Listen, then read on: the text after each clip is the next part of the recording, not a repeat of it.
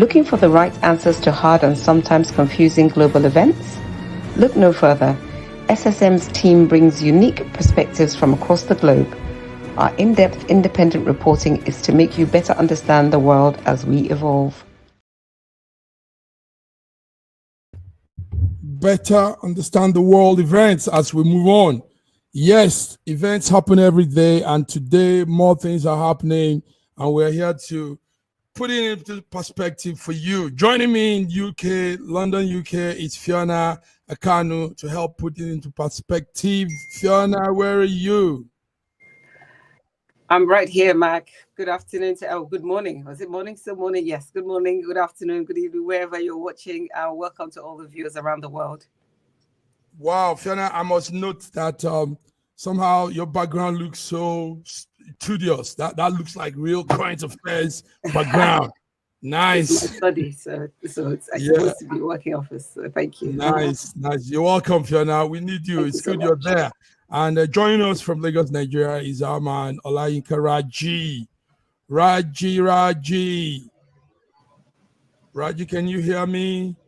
I think the network is a bit slow. Oh dear, Raji needs to get this network thing done. Raji, we need you to get your network done fast. Fiona, while Raji is trying to fix the network, today is Friday. Friday we do the world affairs, global world affairs, and majorly we want to focus in what's happening in where you are. Where you are is really going through a lot. But before then, let's do small recap of some news that we've heard previously, and we want to make a follow-up. The hunger strike, Fiona, hunger strike and bad governance is still slightly happening. But what we're seeing is a different angle to it all. People coming up with different flags, and giving reasons why they are pulling out those flags. And we see more looting, more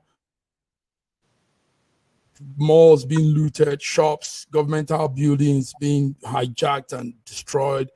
Now, what are you seeing from your end? I know it's not as visible as a lot of people might say, but at least there are little protest things going on. What's your view? You're talking about the protests that's going on in Nigeria? Yes. I think that, in any country, civilized, third world, whatever, once people start to protest, then there will be an element of society that will see that, be opportunistic about it, and see this as an opportunity to do the wrong thing.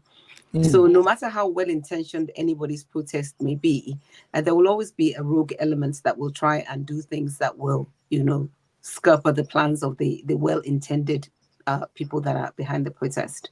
I think it's no news that in Nigeria that anytime there's protest, of course, the powers that be try to stifle the protest, and with different ways. I think in this particular protest, we've heard there have been allegations of money being exchanging hands, and pressure from different kind of pressure. And I think the volume of the protest, I think, it appears, I don't know whether that's how it's being reported, but it seems to be much, much more muted than I expected it to be. The other thing was that there was so much notice. So it was almost like it was almost dead on arrival. It was almost like by the time the protest actually came, everybody was ready. People had stocked up on food. So it almost seemed as though it wasn't as powerful as it potentially could have been. But in a nation of over 200 million people, the other thing is that, do we really want a situation where there's anarchy? Because it's one thing to control 10 million people that are not happy, but to control 200 million people that are not happy would be a feat that I don't think that we're capable of sorting out. So that things have not sort of skyrocketed into mass anarchy is something that we should all be grateful for. Don't forget that once the populace, once the proletariat, once we start destroying the fiber and the structure of our own communities, these things will still be problems for us to deal with. So it's okay me going and saying I'm going to burn down the police station. So tomorrow, if I need to go and report somebody at the police station, where am I going? You know, doesn't mean I have to go from Guawalada to XYZ or whatever. So I think that there's so many negatives that come from a protest that goes rogue, you know, a protest that goes wrong. Apart from the fact it's also frightening. You know, we think about loss of life, and you know, so for me, while a good protest that would have yielded results and yielded fruits would have been fantastic, I'm grateful that things haven't gotten worse than they are at the moment. Grateful that things haven't gotten worse as they are at the moment. Fiona, you couldn't have said it more better than this. Let's read out some comments from some notable Nigerians on this whole protest too. The governor of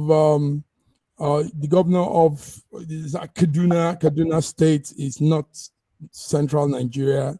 The governor said these protests are sponsored attempts to create anarchy, force regime change. So that's the governor of Kaduna saying that. And a TV station owner, that's Nduka Obagbuna, says he's talking now directly to the government. He says, you're not communicating with the people. You're not communicating by example. You're acting like things are not bad.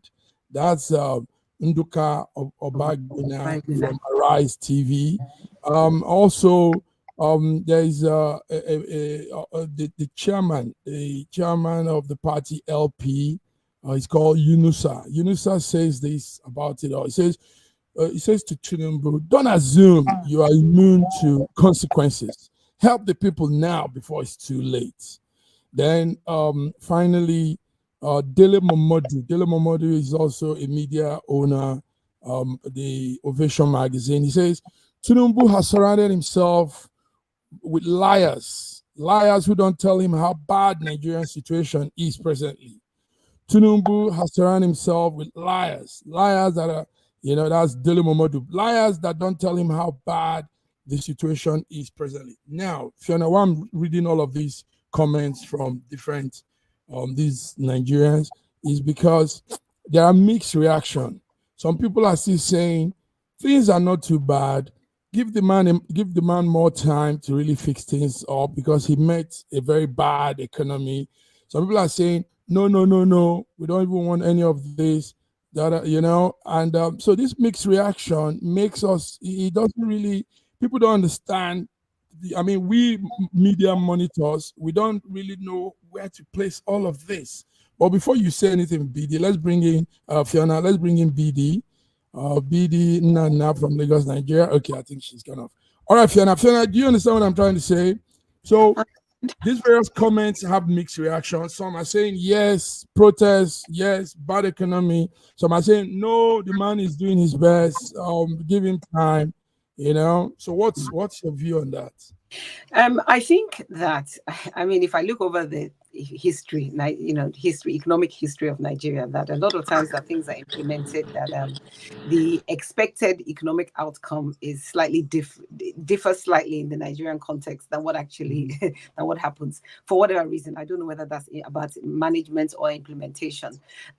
Definitely 100% that if you implement a new policy economically at the macro level, it's going to take a while for it to filter down into the micro level and to start affecting individuals one-on-one. So I understand about time. But it is very difficult to tell a hungry man not to eat. It's very difficult to tell a hungry man, in next year, you'll be able to eat. Because a hungry man is thinking about, what am I doing now? No. So I hear the theory behind it and I understand, but what do we do right now about the people that are collapsing? Absolutely, Fiona. And also take note, every government we've had comes out with that. Let's make sacrifice. Give us time. Make sacrifice. It started with 79, way back as 1979.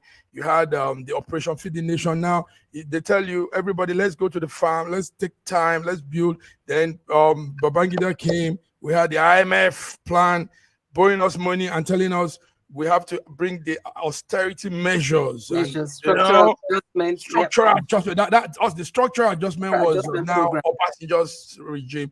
So we've had all these governance, all these government regime with all of these narrative of, you know, save time, walk now, suffer now. Suffer more.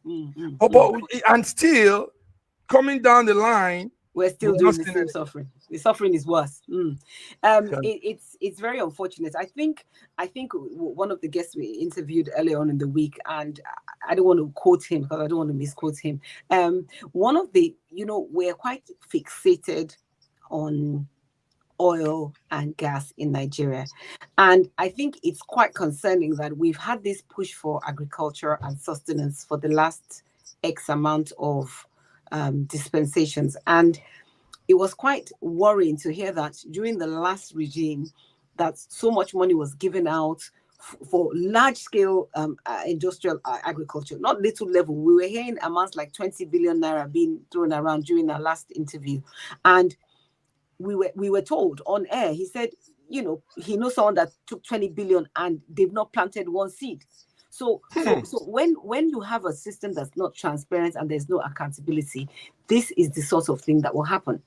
There has to be we can't just be doing things we don't know, what we can't see, we don't understand the beginning to the end. That's why when people start talking about oil and gas, it's interesting to me, because if you go to anybody and say, what's the story from start to finish of what happens when we produce 1 barrel of oil, I can guarantee you that 95% of people cannot tell you what happens. They don't know. So it's okay to say, and then we import refined products. Okay, but what is the journey? What happens when we produce it? Who do we sell to? Where does it go? You know, the other day we were talking about Malta the other day. We don't even know where our crude oil, we don't know anything. We actually, until there's transparency and accountability across the board, oil and gas, agriculture, money that we're giving to people, until there's proper accountability, we're not going to go anywhere. We're just going to go around in circles. Fiona, it's really interesting. Maybe somehow Mother Earth wants me and you to have this wonderful forum to talk like this. You know, it's interesting we're doing this and quite a number of people are watching.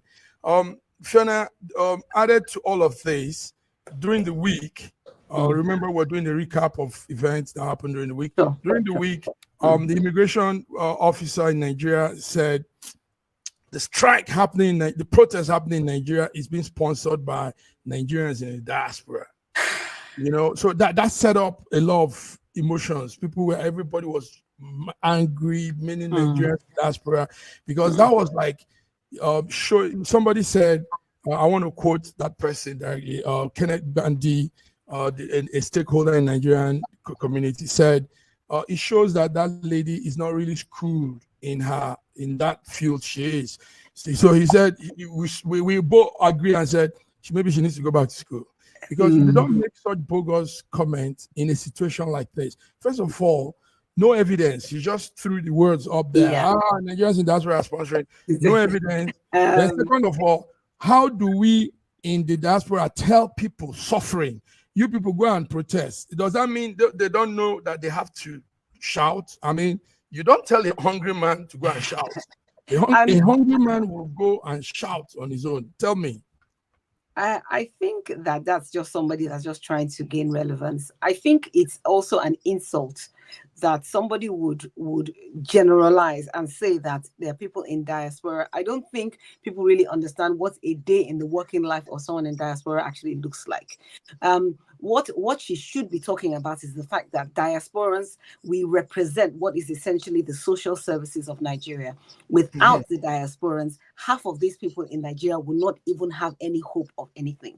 So I think it's an insult really to even, suggest and throw that, so that we support the idea of the protest does not mean that we are the ones that are sponsoring it. Because no Absolutely. doubt, because we are the ones that feel it. We are the ones that feel the pressure when we send money home and people say, but the cost of things has gone up. So we feel it. So we feel for the people as much. So we feel. So I think it's an insult.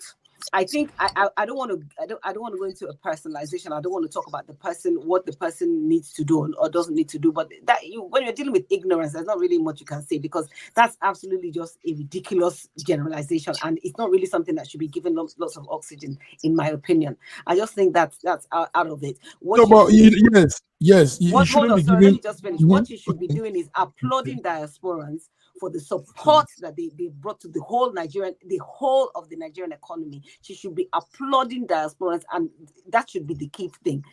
And really, what we should be talking about is the fact that with all the things that we do within the Nigerian system, we don't get any voice in anything that's going on in Nigeria. That should be the conversation, not that thing that she said or he said or whoever said. Thank you, Fiona. Fiona, we hope Raji will hear us this time. Raji, can you hear us? Can you say something? Oh man, dear. Nigerian network. Network is not good today. Nice, yeah. Fiona. This is beautiful. So why we give her that? We give her that little 5 minutes of recognition is because sometimes when they say these things, they say it to also intimidate us, you know. They say to put us in a corner so that we're scared of them.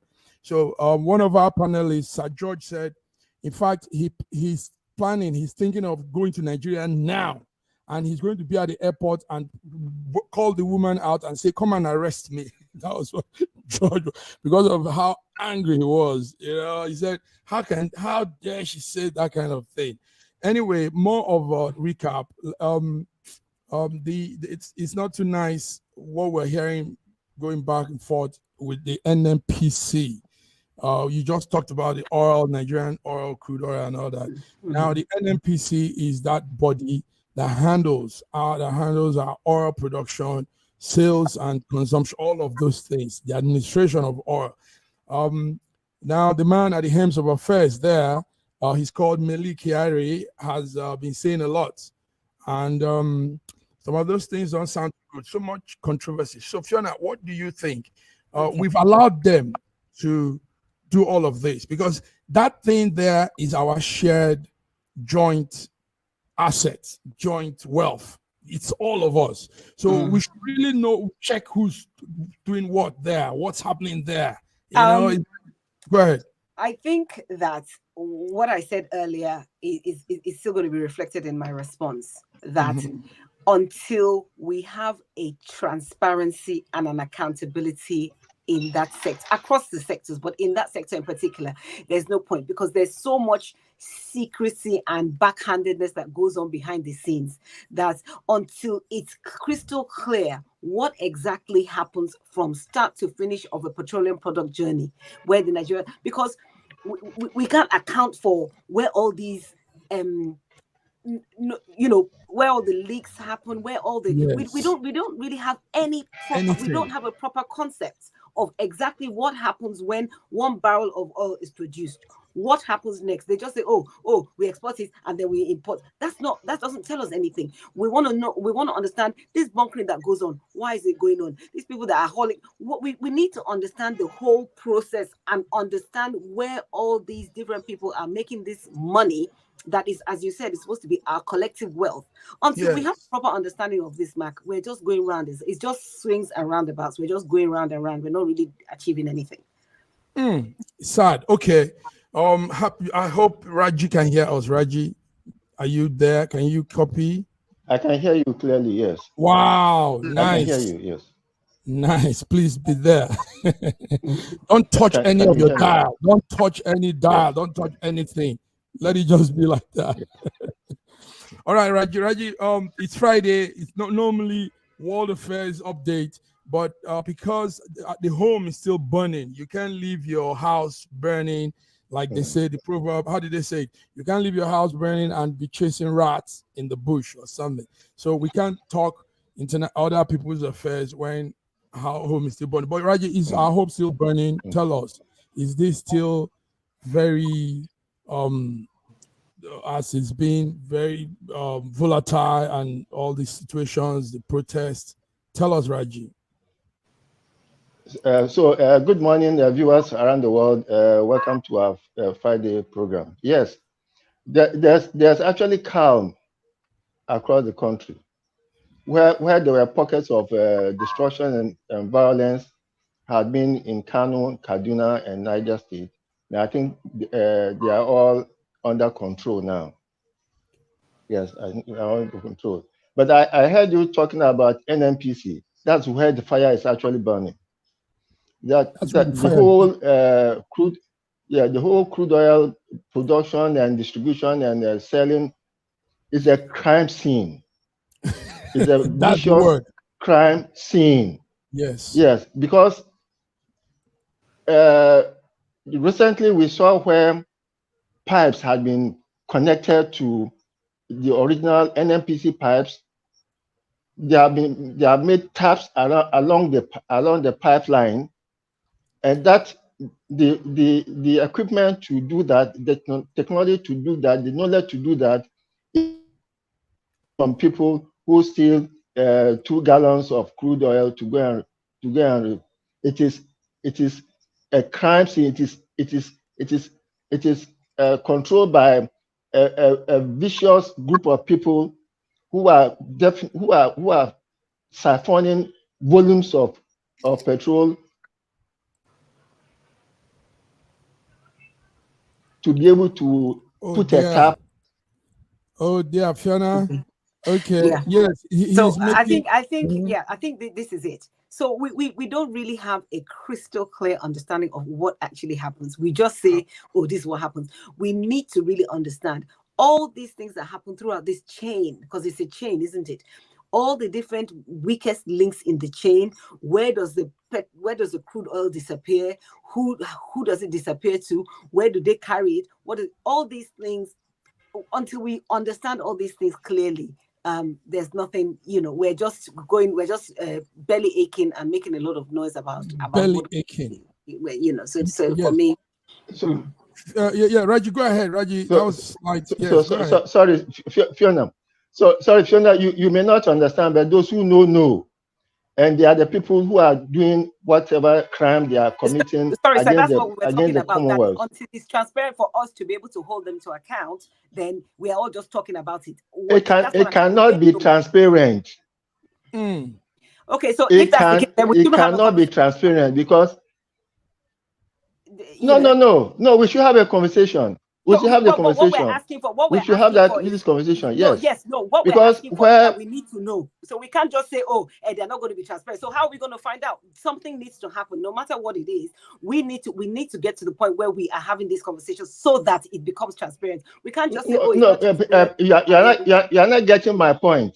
You're not getting my point. You're not getting my point. You are not getting my point.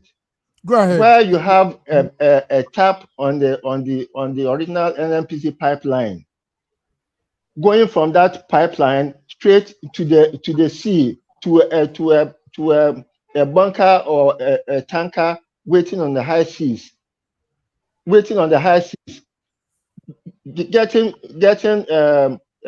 fuel directly, getting crude directly from the NNPC pipelines.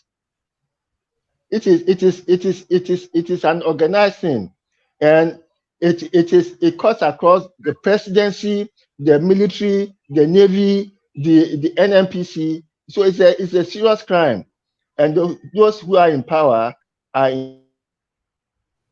And that's why investigations happen. Now also, it's not ghosts that are doing it. It's being done by. It's not ghosts. It's not spirits. That's why I'm not partisan on this, but that's why when Peter Obi, the LP presidential candidate, came and opened up some lead on petrol on that sector, it was mind blowing. He said, first of all, that the presidency knows everything happening in NNPC. Agreed. Then he also said, when the vessels move, when we are going to sell or we are going to refine and all that, the presidency knows. So now you can't have things walking behind and he says he doesn't know about it.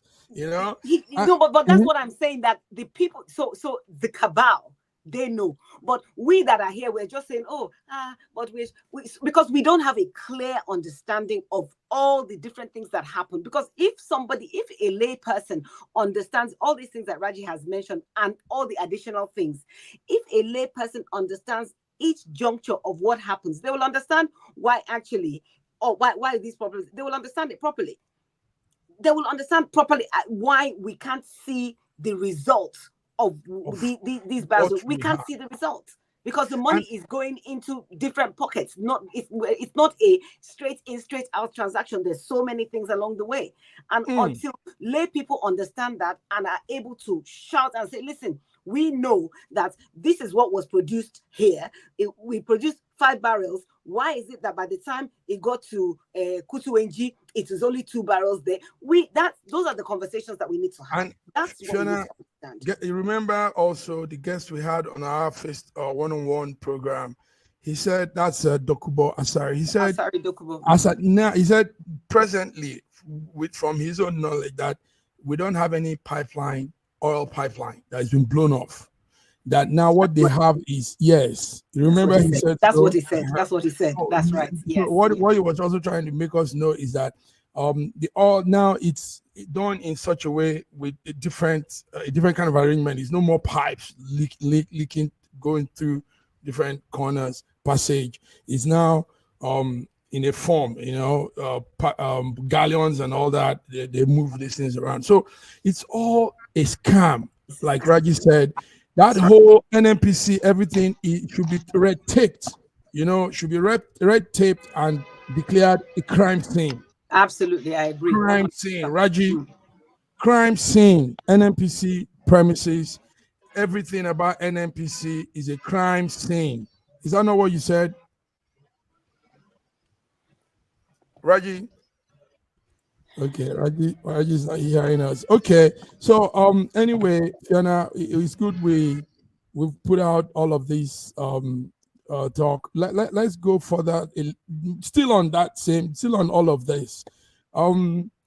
We have a situation where, like I said earlier, some people don't want to accept this whole economical quagmire we find ourselves, because our country is divided into 2 parts, the naysayers and those that support the government. So when you say anything or you try to come up against they will say you're a saboteur, you're this, they'll silence you, but Fiona, how do we move forward if the leadership doesn't look into people's criticism, people's complaint and, feedbacks and response? How do we move? I mean, what's that? I think the first thing that you said kind of pretty much addresses the question, which is that whilst you still have, whether it's sycophantic behavior or people that applaud you or people that are in support, you're always going to believe in your own PR. So as much as democracy is supposed to be like a government for the people, by the people and all that, but once you're in power and you have people that are applauding you and saying, oh, you're doing a good job, don't worry, we've got the time and everything, you're still going to do that. So yes, they will hear the protests, they will hear the complaints and everything, but I don't know that there's a magic wand that this government or any previous government for that matter can actually wave to take away. Some of these problems are endemic and systemic. It's not like stuff that just happened overnight. It didn't just become like that. Second thing is that we as the people are also part of the problem. So our problems are not, I think I sent you something earlier on today about if you start to think and process Nigeria's issues and you sit and steadily think about it for a prolonged period of time, it's enough to actually send you slightly off key, because we're a lot. As a people, we're the most amazing, as far as I'm concerned, most amazing people in the world. But there's a lot though. I don't envy anybody that want to be leading Nigeria. And leadership is not easy. And talk less of leading people that are the way we are, so it's not an easy thing. So I don't know. I think sustenance, transparency, beginning to, I want to say sustenance, I'm talking about things like food security, and getting to the root of what is happening with our food and the cost. I think the other thing that's really important is our monetary policy. We cannot be Nigerians in Nigeria and all our focus is on pound sterling and United States dollar. We need to look at our exchange rate mechanism, look at the people that still are able to play the system, and I think those are some of the ways. But I think there are countless ways, so many things. Accountability, transparency, those things are the key things before we can even begin to move out of this situation. Fiona, listen, I don't want to get you excited, but what you're saying is real paramount to the situation on the ground, and you're hitting it on the head. You're saying it like it is, and guess what? You have people listening. Quite a number of people are listening, and they're glued to listening to you now. Raji, Fiona is saying it. We need to hear from you now, Raji. We made some comments from some notable Nigerians and what they're saying in this whole time. The Arise founder, the Arise owner, said that the presidency is not communicating at all with the people, with the citizens. He said he's acting like all things are good, whereas it's bad. And also, we have Yunus. Yunus is the Labour Party chairman. He said that the presidency is he assumes that things are good too, and he says he needs to help the people before it gets too late. So we have all these comments coming in. So what Fiona is saying before you left, what Fiona is actually putting out is the fact that yes, we're divided with response to what is happening. Some people still believes it's all good. Give the man time. It's all playing well. So, but what will you say, Raji, on an honest note? What will you say from your own heart? Raji, did you hear me? I think we have a man. I can hear you. Yes. I hope you can hear me too. Yes, we can. I hope you can hear me. Yeah. Go ahead, Raji. Go ahead. I can hear you. We are rounding up this section. Yes, we can hear you. We can hear you, Raji. Okay. I think we have a president with an emperor mentality, and yes, I think we have a president with an emperor mentality and a very, very big ego. Yes, a very, very big ego. And I have prayed for him that he should please humble himself. Oh, okay, but I can hear you. Oh. No, go ahead. I can hear you Carry clearly. on, Raji, we can hear you. Yeah, go ahead. We can hear you, Raji. Go ahead. Don't worry. I can hear you. Okay. Oh, wow. This is frustrating. I can imagine. Okay. Well, that's another. That's technology. Yes, and that's what they go to. Is what Fiona, it is. Let's go on a small break. Sure. We might also have a guest joining on the other side, but let's go on this small break, and we'll be back. Don't touch your dial too. Don't touch it. It's all good the way it is.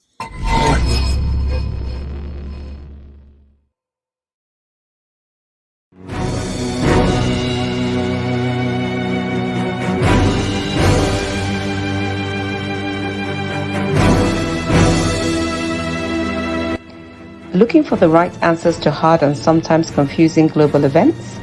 Look no further. SSM's team brings unique perspectives from across the globe. Our in-depth independent reporting is to make you better understand the world as we evolve.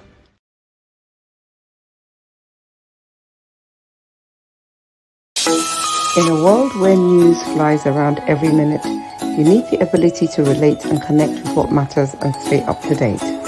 Schengen Story Media News Echoes program is Africans in Diaspora and at Home's leading English news network, one of the most trusted, respected sources for news updates on current affairs as they affect global Africa.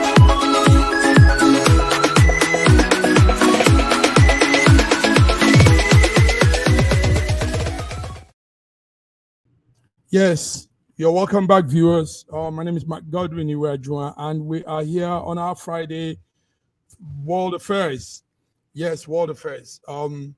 Fiona, it's also not too nice. The news coming from your end. The UK has been going through a lot this past 2 weeks now. It's 2 weeks now, right?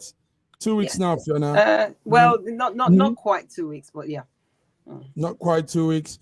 But anyway, not too good news. All this news, killing, burning houses, blowing up places. I mean, it makes you wonder what is happening. So Fiona, bring us to date. What is happening? What I would say before you bring us to date is we are following these stories of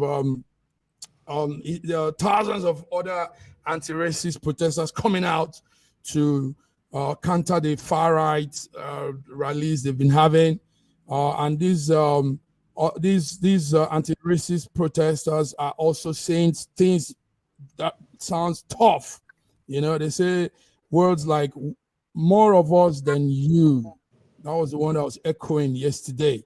So UK is facing the worst protest disorder in this decade, and it's really sweeping around the country. But we hope people are staying safe. Fiona, let's hear you. But before you talk, George is here. George, it's good to see you. George, can you hear us? And George is not hearing. Okay. We have a guest also from Nigeria. Victor, do we have the honorable with us? Is the honorable there? Battery. No. I'm talking about the network. Okay. Is the honorable there? Yes, I'm here. Is that Honorable Jonathan? I'm not an honorable yet, sir. It's the president of the Youth Council. Okay, yeah, but I mean, you listen, you represent a people, a tribe, a community, a region. So that's an honorable post to be in. That's a prestigious office to hold.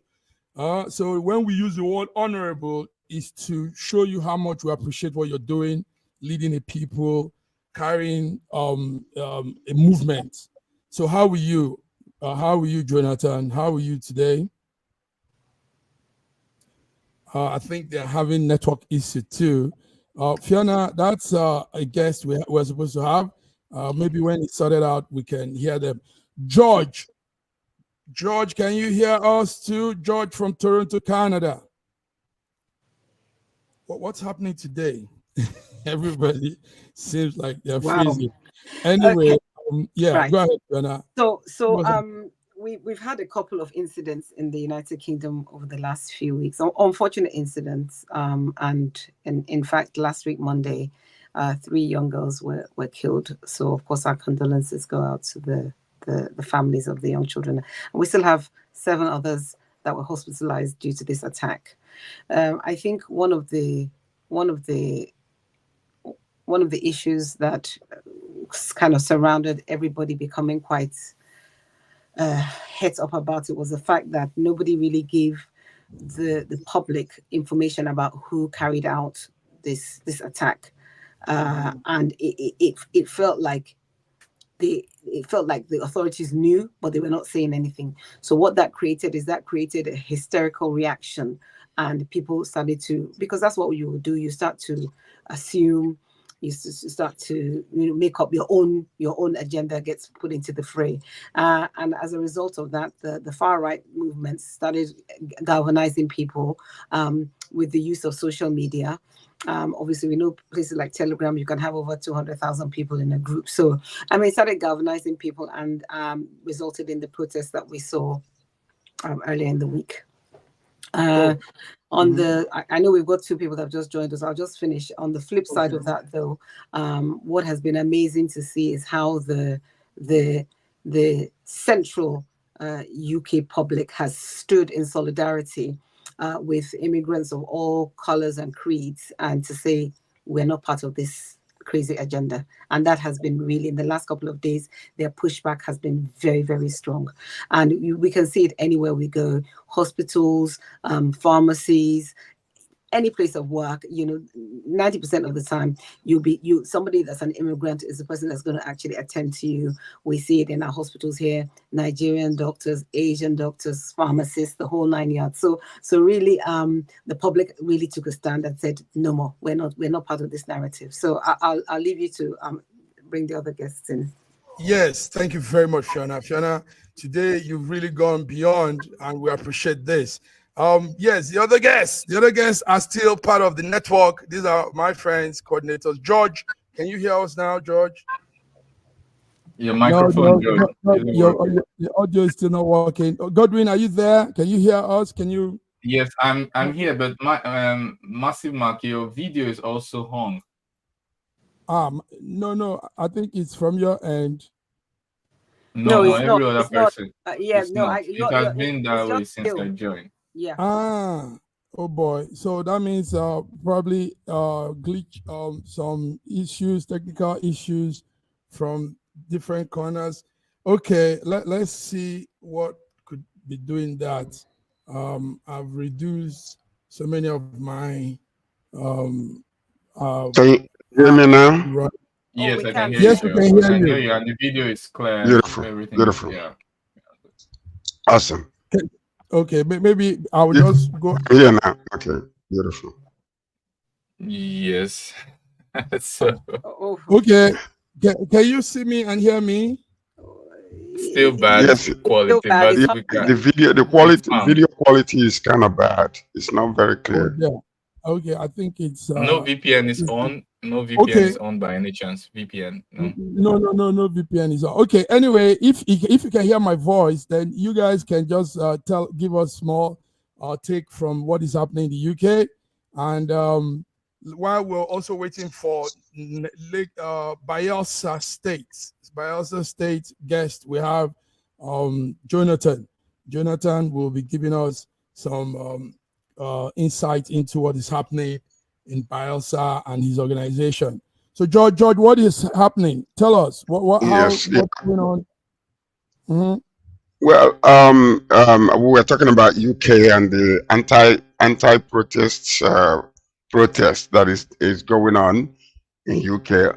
I am very happy that actually it is happening in UK, and the reason being that sometimes things will happen in our country, we'll condemn it completely, and then we just continue to bring ourselves so low and so down. But the fact that this particular protest is going on in UK, and it's very unusual, where there was a protest and an anti-protest, a protest against the protesters who are protesting. So you see such things, it makes you happy, because this is something that is happening in a developed country, and that kind of gives us a little bit of room, to accommodate ourselves, regardless of how bad it could have been in our country. Now, what you see also, the way the government is handling what is happening in UK versus the way the government is happening, handling what is happening in Nigeria is like night and day. Number one, when the protesters, first came out, they started basically demonizing everything, using what is happening in other countries to compare to Nigeria, where we haven't even started, and they're already saying, oh, we don't want to happen in Kenya or Uganda to happen in our country, Bangladesh to happen in Nigeria. They're not giving the people the opportunity, to exercise their constitutional rights, to get out there, and then protest according to, what the law, entails. So I'm good. I'm glad about that. Number one. Number two is also when the foreign, what I call the foreigners that are indigenous of UK right now, came out to stop the madness of what was really going on. You see, they were looking for opportunity all the while to protest against the foreigners that are in that country. So the slightest opportunity, whether it's true or not, they took advantage of it. For how many days? Until the protesters came out and then shut them down, from what we were reading and hearing since yesterday. So I'm glad about that, because you can't have people for generations come over there simply because they might have been, or their parents might be from another country, and you just decide you're going to wake up one day after everything they have contributed to the economy and the nation and want to just say, go back to your country. It's not happening. They are part of UK right now. and that is the constitution of that place, and it must go. The country must move on. So let the indigenous or those that are there originally, let them take note, because whether they are brown skin or black skin, and they are members of the citizens of that country, they have equal rights with everybody else. Can I just jump in quickly before Dr. Godwin says something? Can I just say that also what has happened here is that the government has been swift and robust in picking up people who have been responsible for that protest, and they've been given sentences, prison sentences. Nobody's even messing around with them. You're being disruptive. They're just picking them up, and the courts are running, and that's that. So we've got people as young as 18 being given prison sentences. So that's the other thing. So the government is standing firm, and it's hitting them with their time now. It's like, okay, this is what you're going to be, this is what we're going to do. So that's also another big deterrent, because that's your criminal record that now is going to affect your working life. So I mean, that's another thing that the government really should be applauded for. Sorry, I'll hand over to Dr. Godwin now. Dr. Godwin, just 1 second. One other thing that I wanted to add to what Fiona is saying actually is, it is another lesson that needs to be learned. Number one is, you have the right to to come out together, to protest, according to the law. But also, when it comes to destruction of properties or infringing on other people's rights, that must be stopped. And especially what is happened in US, during the January 6th situation, where these sentences are being handed over to people where 2 police officers died, and a lot of infrastructure were destroyed in the Capitol Hill, and they're talking about releasing them, or talking about well, it's discrimination against the patriotic Americans who came out to do their own bid. So these are things where we have to draw the line in between the two, whereby you can protest but don't infringe on other people's rights and don't destroy properties. So I just wanted to add that too. Thank you. Okay. Can I come in? Yeah, go ahead, Dr. Eva. Sorry. Okay, I don't want to deny anyone the right to speak. I want to say that we are focusing on we're a bit biased in at least it seems that we're a bit biased as maybe immigrants, and we tend towards one side, and that's quite clear. But it's always good to maybe take a step back and look objectively. That all sides really have a point, and they have significant numbers on both sides of the argument. And it's clear, like as Fiona has rightly pointed out, that immigrants are very useful and to the society, add to the economy and all of that. Yes, that's I think no one can deny that except the person's brain is off. But at the same time, there's also overload of migration crisis, migration wave, which upsets the local population. There's no local population anywhere in the world that wants them to be replaced or to reach the kind of crisis replacement rate. It's not unique to UK. It's not unique to Nigeria. It's universal. The local residents will not like to be replaced in such a way, or feel like migration is uncontrolled. And what are the things causing this? Sponsorship of wars around the world, like in Ukraine, in Syria, and the rest. What else? Utilizing migrants as voters by a particular political party or anyone who feels that they could be used to show off the votes or their base. That's illegal migration for selfish political reasons. Voting rights are something that are held as sacred rights by every citizen around the world. And also exploitation of natural resources, the third reason. When you take natural resources for cheap, add some value on top, sell it back to those people for dirt cheap, instead of developing those countries, taking their labor, using it to work on their resources and then sell it back to those, the majority of them that did not manage to leave those countries, to migrate from those countries. And making sure that you use divide and conquer technique or sometimes even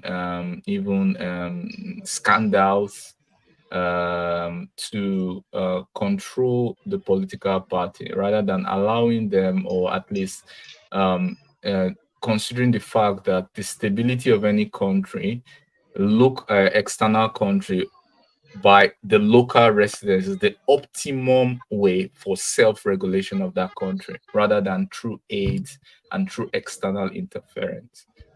So these are the things that contribute to uncontrolled migration, upsetting local population.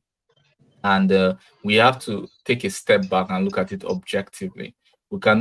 You can arrest those people, yes, but is it going to be a long-term solution? Obviously not. It cannot be a long-term solution.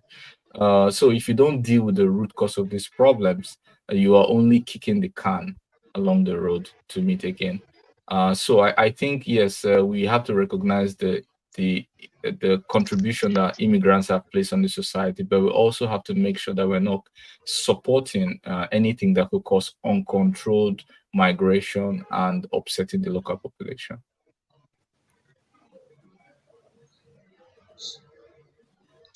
I'm done. Can I add to that? Can I add a little balance to that? Okay, Yes. you know, every country have their own immigration laws. That's number one. And number two is there are some laws that are, have loopholes.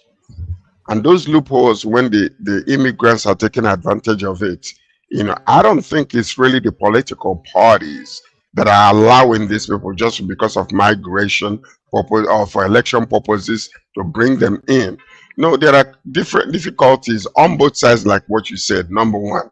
But it is the country that you are dealing with, or the so-called third world country that are being dealt with. The leaders are the ones who are supposed to be maintaining this status quo of ensuring that if you want to come and invest in my country, don't just come and take cheap labor or take the raw materials, go to your country, refine whatever that you bought from me and sell it to me at a bigger price. It is the responsibility of each host country that will now begin to dictate to the foreigner or the superpowers that are coming and say, this is the condition that we're giving you. If you want to come and develop like what we were talking about, batteries in Nigeria, since we have the mineral that is you're supposed to be using for these electric cars in Nigeria, come and build a factory in our country. Look at what India is doing with Elon Musk. They are refusing. They say, no, you must come, put your factory here, create jobs for us, and then make your profit out of what we are doing locally. So, and that's exactly the point. But we can't be blaming the superpower. It is a capitalistic world that we are living in, whether you are in a communist country or whatever the case might be. The host country must maintain their own advantage, added advantage, and ensure that these countries that are coming are, actually bringing in employment into the country by building factories there. And this is what they need to do. But if you allow them and you have local leaders that are, number one, ignorant, number two, not understanding fully the efficiency of coming together to look in the same direction together, where there is a common level of understanding that profits both, they will take advantage of you. They will. Sir George, sorry, let me comment. You are looking at things from a point of view that is actually not in the equation at the moment. Like what? The protest is between two people, immigrants who are currently located outside of their home country, and residents who have maybe from fascist tendencies in their home country. Now, what I have told you now is from the point of view of the protesting sides. And what you say it is in the interest of this capitalist world, these countries want to exploit countries because they're capitalistic. Well, I agree with you, but there are consequences to that. And these are the consequences that they are reaping. So you've got to choose one. You can't eat your cake and you have it. And speaking based on the point of view, not of those third world country citizens that are in their country, then you can talk about the leaders and they should do that. And I will agree with you. Yes. But from the point of view of the warring sides, okay, this particular took an approach that has consequences. Yes. So okay, yeah. I hear what you're saying, Dr. Godwin. I to an extent I align with what you're saying, because I'm going to take it to my hometown for example.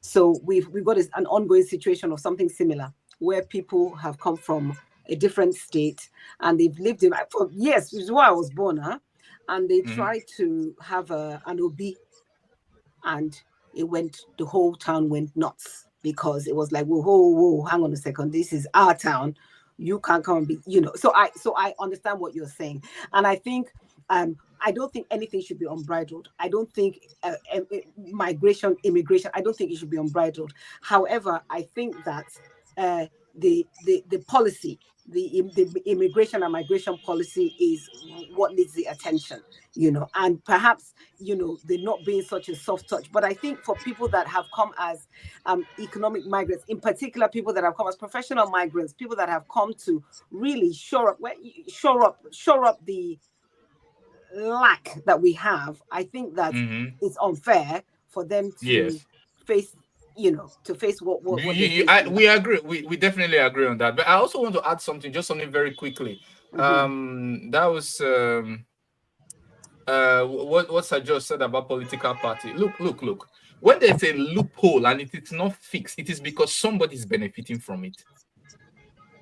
It's not that the loophole just kind of decides to exist. If there's a loophole and it's not fixed, then and it's definitely causing negative effect on the majority of the population, then it is because somebody with power and authority is benefiting. It cannot be any other thing. For Christ's sake, it cannot be any other thing. So it's impossible for political parties to wash their hands clean. It's absolutely impossible. Or for donors. Let me use the word donors. Thank you, gentlemen. I hope you guys can hear me. You can see we can hear you. We can hear you. Listen, your video is a bit off, but we can hear you. Beautiful discourse going on. But let's also look into the United States situation. The ABC network have agreed to host the debate between Donald Trump and Kamala Harris. Now, what I want to ask in that view is, talking is cheap, they say. Any of the things that both communities say that day is just talk. George, what do you think could happen? Listen, let's be objective now. A lot of time, Dr. Godwin will say we're a little bit emotional, but let's just be real. Sir George, what do you think will happen if Republicans come back again? What will happen if Republicans come back again, as in what? Into governance. If Trump wins. Well, there are so many things, so many things will happen. No, so many things will happen. Number one is, if Republicans come into power again, which I personally doubt very seriously right now, as things are going, it could change anytime. There are so many things that will unravel. Number one is all the lawsuits against Donald Trump will be scrapped, because even as they are not in power right now, they are able to manipulate the system through the Supreme Court, to cut off, give him a little bit of power, to immunity in certain areas, which is still being debated. And number two, all these people that got involved during the January 6th insurrection that took place, he is going to release them, and which is going to cause a lot of chaos in the US. As a matter of fact, when he begins to forgive all the people that got involved in that mess that took place. So there are so many things that will happen, actually. The point is this. What Republicans represented in the past is no longer what it is right now. They've gone so far away from what the original attraction to Republican Party that used to happen. Now, all of a sudden, you're hearing a lot of things about foreigners, immigration, and all those type of things, which will increase, because once he comes in again, he will empower the white supremacists, and then you will begin to see a lot of attack on foreigners. It will happen. You watch and see what I'm telling you. It would happen, because in his narratives and the way he behaves, he will openly attack other countries like Mexico, like the shit country of Nigeria, and any other country that actually rises up in any way whatsoever, they will make sure that they come against them. So that's what you're going to see eventually. But I hope that is not going to happen, because there are so many of our people that are there right now. I believe that America needs a little bit of peace for a little while before it goes into that chaos that is supposed to take place. That's my opinion. Good one. Yeah, Raji, can I have an opinion? No, yes. let's Raji talk. Because Okay. I'm not a Republican or Democrat. I don't Raji, really. yeah. I said, Yes. Raji, I don't want to Yes. interfere in U.S. elections. Uh-huh. I'm not interested. Yes. Is it contrary to what Sir George is saying? I really pray that Trump will come in. Now, when Trump comes in, Trump is going to show Americans to themselves. One, I agree with him on immigration issues. There's no country that should open its borders to illegal immigrants. If you want to come into a country, please come in legally, fill your papers, and then let's roll. You can't just walk through the borders and come into the US as an illegal immigrant, and then the country will be giving you accommodation and taking care of you. No, you are an illegal immigrant. You can't just come in. That's one thing. Two, I don't think that I believe that all the things that they were doing against Trump was a vendetta. And it was petty political vendetta to ensure that he doesn't contest as the president the next time. Unfortunately, they couldn't. Trump is a very strong man. Unfortunately, they couldn't get him down. He's slippery because he plays the systems against himself. He understands the system. That's why he has not paid tax, because he understands how not to pay tax. And he has done everything almost illegally. He has been working through the tiny pathway between expediency and morality. The guy has been able to walk through that path, dancing through that path, very and coming out. Yes, he has been very, very good at that. So yes, Trump is actually showing Americans themselves. Good.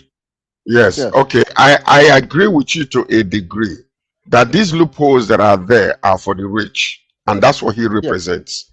Yes. He has there's no reason whatsoever. No, well, let me tell you something. In his coming, he's a criminal, whether we like it or not. He's done things the way third world countries do it in America. George, you're being too political. George, you're being too political. You have to. He says something. Let me just respond to him. Let me respond to him. Hold tight. Let me respond. You gotta give me time to speak. Give me time to speak. No, you have spoken so long. You have spoken so long. I'm responding to you. So I am responding to you. There is a country where you don't have to respond to me. I'll just make a point. No. Then okay. I'll tell you a point. Something that I talk about. Sorry, please. Allow me just to speak. I'm not speaking the whole hour. What I'm saying. Let Raji Thank you. All I'm saying is this. This is a country that I have lived in. My family is still there now. And I'm following everything that is going on from childhood up until this time. So I know the place more than what you read on the paper. Experientially, I have been there. So I can tell you a little more, not because I'm leaning towards, I'm not a political, I don't support Democrats, I don't support Republicans. I support individuals. I don't get affiliated, I don't get affiliated with a political party. But what I'm trying to tell you is this, there is a country where the law works, whether we like it or not. As much as you might prove that you are above the law in certain areas, but these laws, when they catch up with you, you gotta have to pay. And that is what is happening with Trump. Yeah, so that's what's happening with him. There is no political vendetta against him whatsoever. The justice system is working against everything that he did. They are uprooting it. They are uprooting. They're bringing everything too personal, George. No, it's not. Let me just make one point, please, George. George, really. Let me just make one point. Let me just make one point.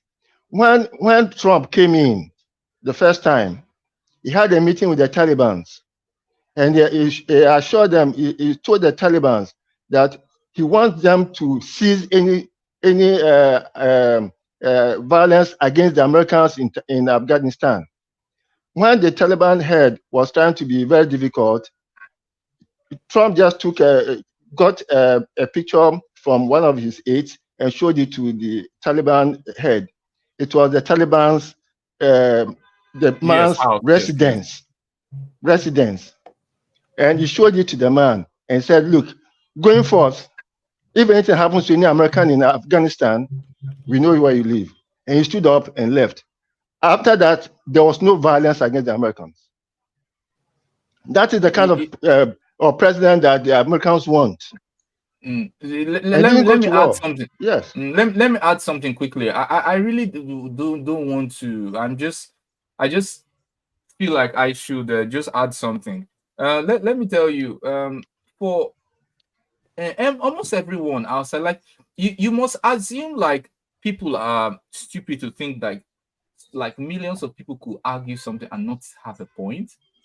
I mean, almost everyone outside of the Democratic Party, even the swing voters, consider what is happening to Donald Trump as political vendetta. Now, they may be wrong, but you have to assume that those people don't have the same. Maybe they have a different kind of brain, or there's no such things as collective intelligence among them. I mean, almost everyone outside the Democratic Party really thinks that what is happening to Trump is political, and around the world. I mean, you can only as much as have your opinion on an event, but you're not the only person with gray matter or white matter. I mean, look, everyone sees what is going on in the United States, and everyone is like really ridiculed by it because everyone sees it. It's not because anyone wants to interfere. Are you trying to say, listen to me, what you gotta, when you live in a country like Russia, let me just point it out for you, and experientially see the leadership in Russia the way it is, or live in China, or some of these other countries that are almost communist in nature. What does Russia have to do with this now? Hold tight. It is very difficult for you to about around the world. What does Russia have to do? No. Listen to this. Oh, what you are used to is what you are used to. That's right. Now, you can talk about Republicans and Democrats in the United States of America. The point about it is this: when the law is there to withstand anybody that comes against it, and you can want to say, because you're a politician, you should not be touched. You should not be touched. You can do illegal things and get away with it. I am not saying that. I have never said that. Well, what are you guys saying? Did you not bring people to the January 6th election? Did you not want George, you are going personal. No one said what you are saying now. George, you are going personal. No one said bring Russia into it. I'm not calling anybody's name. All I'm saying you have just had. You just had. Yeah, I mentioned Russia because it's a communist country. We have it's a communist country. You can't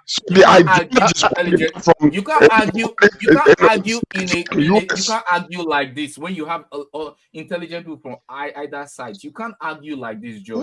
It's not if you listen to the news this way. If you listen to the news of the United States of America, there is a division there. When you listen to Fox News, you will understand which they have been sanctioned and lost billions because of the lies they've been perpetrating. It still doesn't matter. Listen to them. There are people on either side, George. There are people on either side.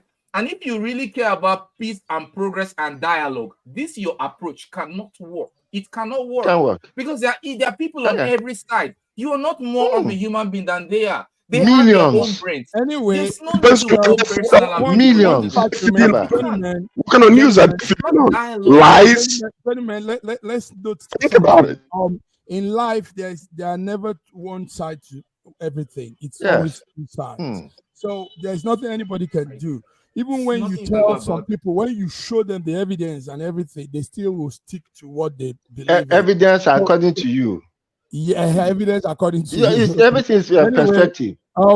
We have some the law is there. The law is not perspective. The law has its own perspective. So if you go so against the law, so why if why you is beat the why, law, you're gonna get why punished. is Anyway, Trump free? Why do you have the judiciary let's to let's interpret the law? appreciate It is clear. those. Why do you Let's have the appreciate judiciary? those following us. There are viewers following us and making comment. Dr. Monday Dakoro. He says Trump has had 4 years, 4 years, 4 years of no war. Of no Therefore, war. Sir George's statement is totally opposite of what will happen. Uh, After all, Trump never considered and is still the CIC of the world. That's Dr. George. That's you see, that's awesome. that's his own view. For That's for how for it is. one. That's his own view. That's his own view. He That's said, his own Yes, view. and that's your own he view said, too. Sir George, Oh, I said my own view. He said that I'm a topical Democrat. yes, I think it's supposed to be based on, typical, I think. But yeah. yes, Typical, he That meant is a topical. Okay, I think it's anyway, supposed like to you be. just We, said, it's always Thank two you. ways to do Thank you, this. Dr. Monday. we have said we have said this so many times on this program that Yeah. since 1776, when America got its independence, there has never been a decade where America was not at war. But throughout the 4 years of Trump, America did not go to war. That's something to talk about.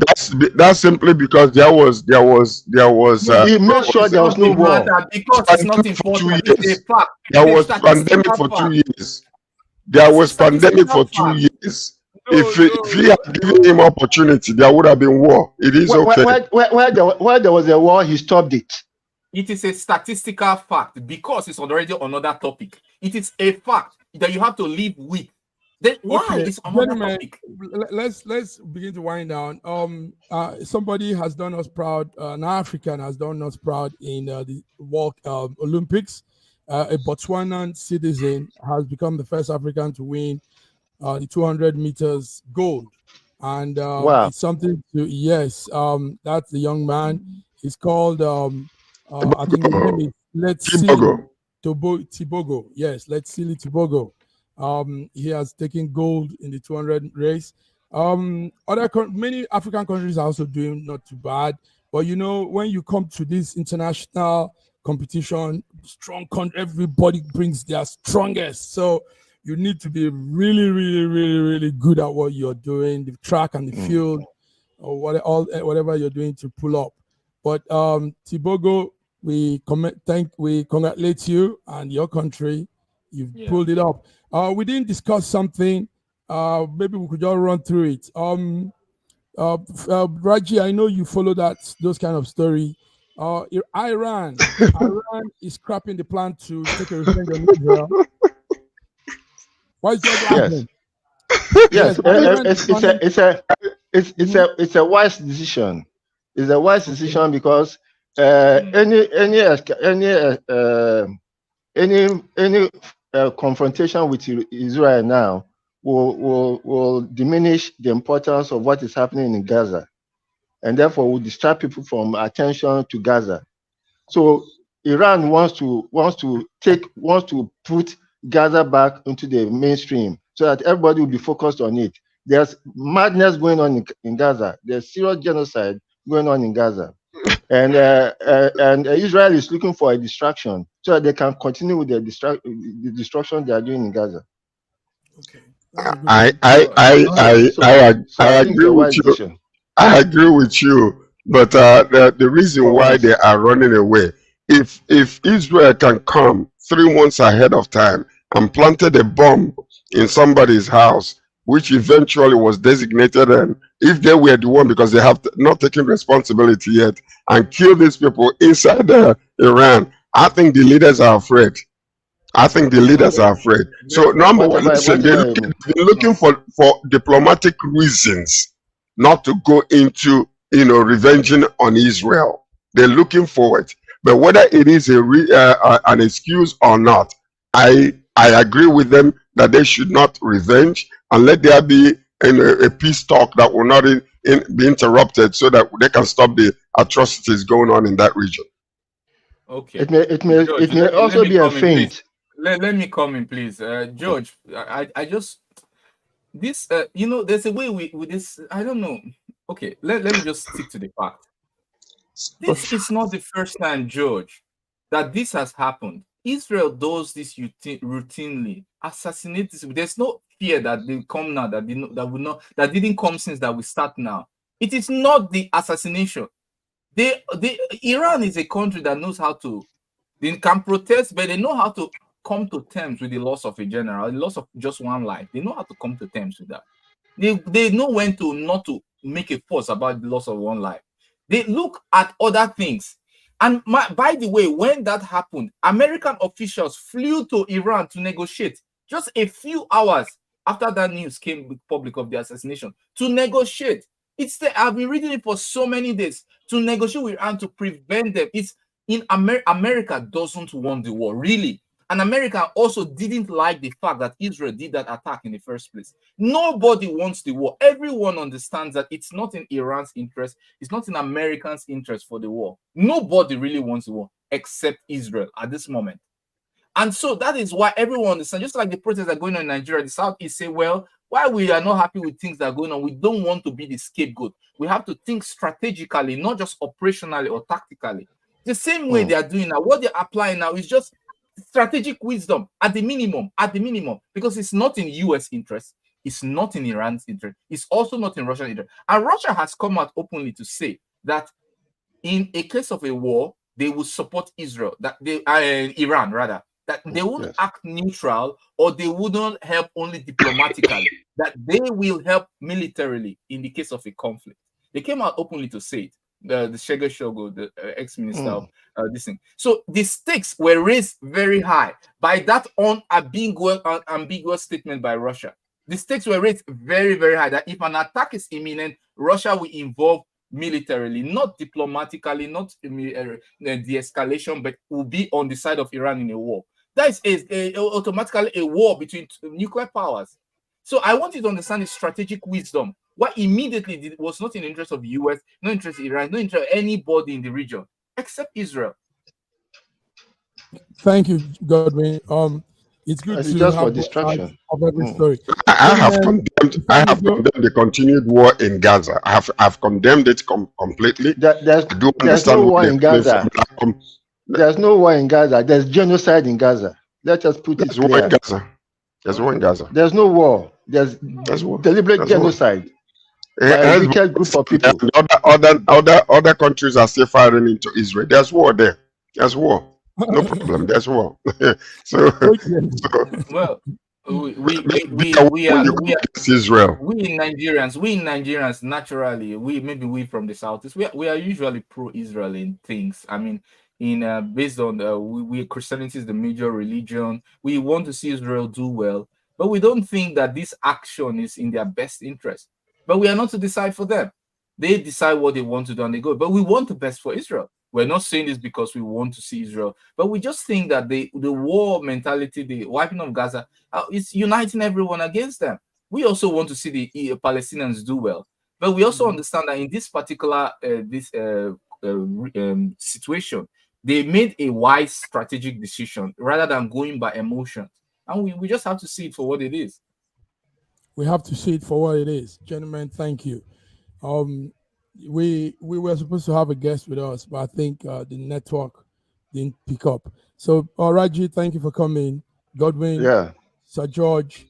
We'll be back. We'll be back, gentlemen. Can I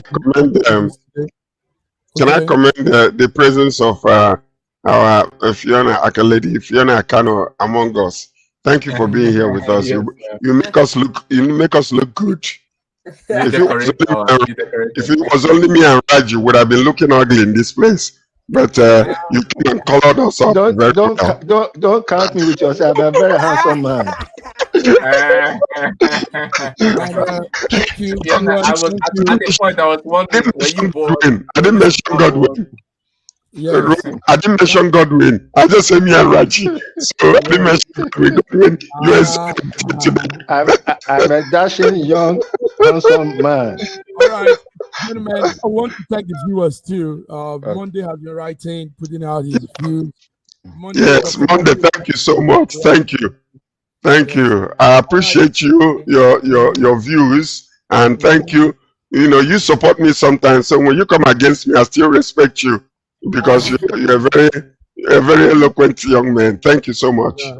Yeah, that's it. That's it, viewers. So until we come again, have a good weekend, everybody. Yeah, bye-bye, everybody. Have a nice weekend.